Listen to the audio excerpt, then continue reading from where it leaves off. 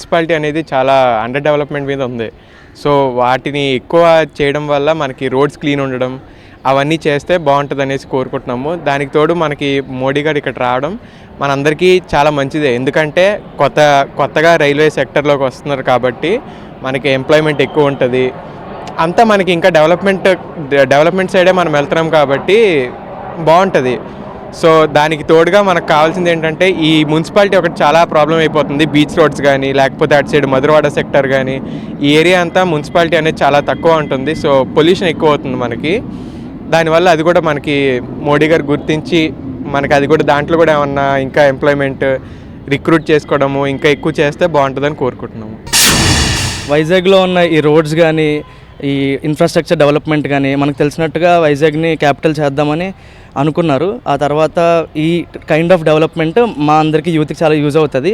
ఎందుకంటే ఈ type of industrial development కానీ ఈ రైల్వే డివిజన్స్ కానీ అన్ఎంప్లాయ్మెంట్ క్రైసిస్ని చాలా పోగొట్టేస్తాయి. మాకు చాలా యూస్ఫుల్ అవుతుంది అది.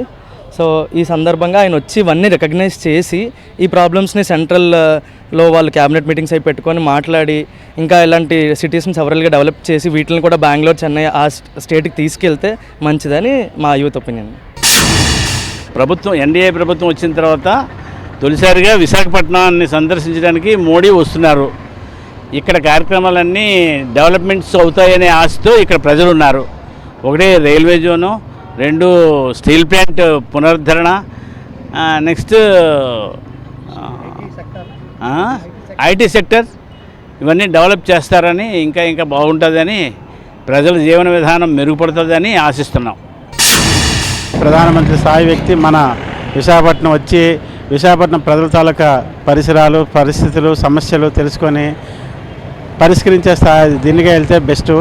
అలాగే నా తాలూకా చిరకాల వాంక్ష ఏంటంటే చాలా రోజుల నుంచి వింటున్నాను, ఆ ఆలోచన మానుకోవాలని. విశాఖ స్టీల్ ప్లాంట్ అనేది ఎందరో త్యాగదనులు తాలూకా కోరిక మేరకి అప్పటి కేంద్ర ప్రభుత్వం శాంక్షన్ చేసింది, నడిపింది.